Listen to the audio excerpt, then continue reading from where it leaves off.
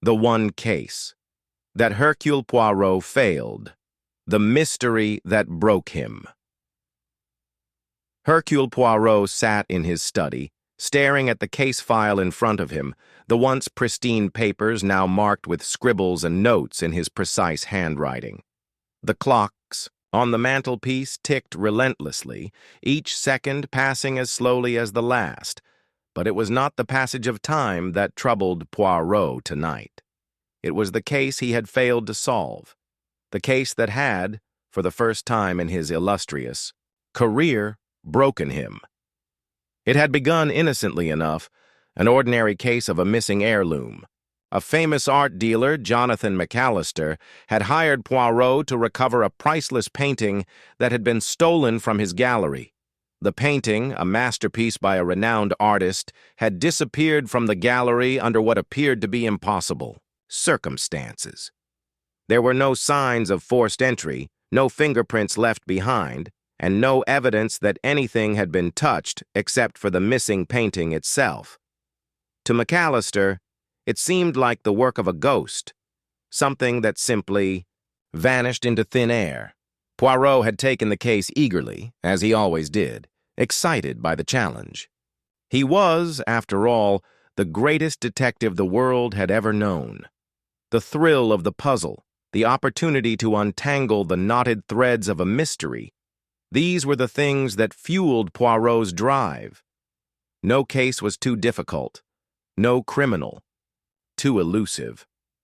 He had solved the most baffling of mysteries with his little gray cells, and the idea of a thief who left no trace was something Poirot found deeply intriguing.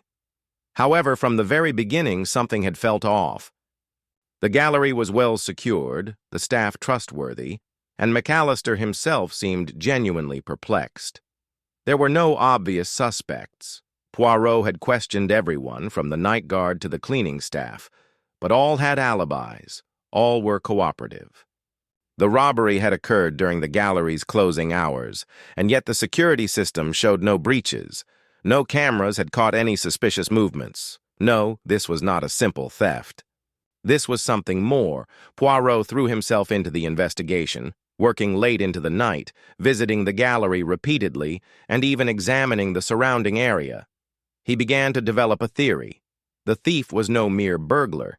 This was a highly sophisticated individual, someone with the skills to bypass security systems and evade detection completely. A professional, no doubt. But as the days wore on, his theory faltered, the pieces not fitting together as neatly as they once had. Poirot's sharp mind, which had always been a beacon of clarity, was clouded by the uncertainty of the case. It was as though the thief, or thieves, had anticipated his every move. One evening, as Poirot sat in his study mulling over the details, Captain Hastings arrived unexpectedly.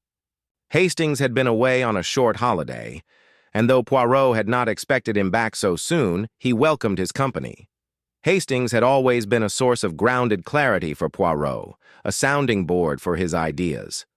"Poirot, you seem troubled," Hastings observed, noticing the detective's furrowed brow and the stacks of paper on the desk. "I've never seen you like this before. What's the matter?" Poirot looked up at Hastings, his eyes tired, his expression one of frustration. "It is this case, Hastings. I cannot seem to find the answer. The painting, it is as though it has vanished into thin air. I have looked at every possible angle, yet I find no clues, no leads. This man or woman has outwitted me at every turn." Hastings sat down, his tone shifting from casual to serious. "But you've solved cases before where it seemed like there was nothing left. You always find the answer, Poirot." Poirot sighed deeply, rubbing his temples. "Ah, Hastings, it is not simply about finding the answer. It is about understanding the mind of the criminal. This one, this thief, is unlike any I have encountered. There is no passion, no anger.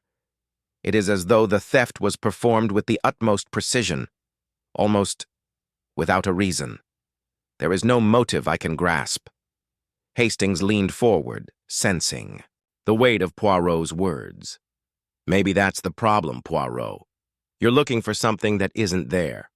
Sometimes, a crime is committed not for passion or gain, but for the sheer challenge of it, just to prove that it can be done. Poirot stared at Hastings, his mind working quickly to process the suggestion. It was true, after all.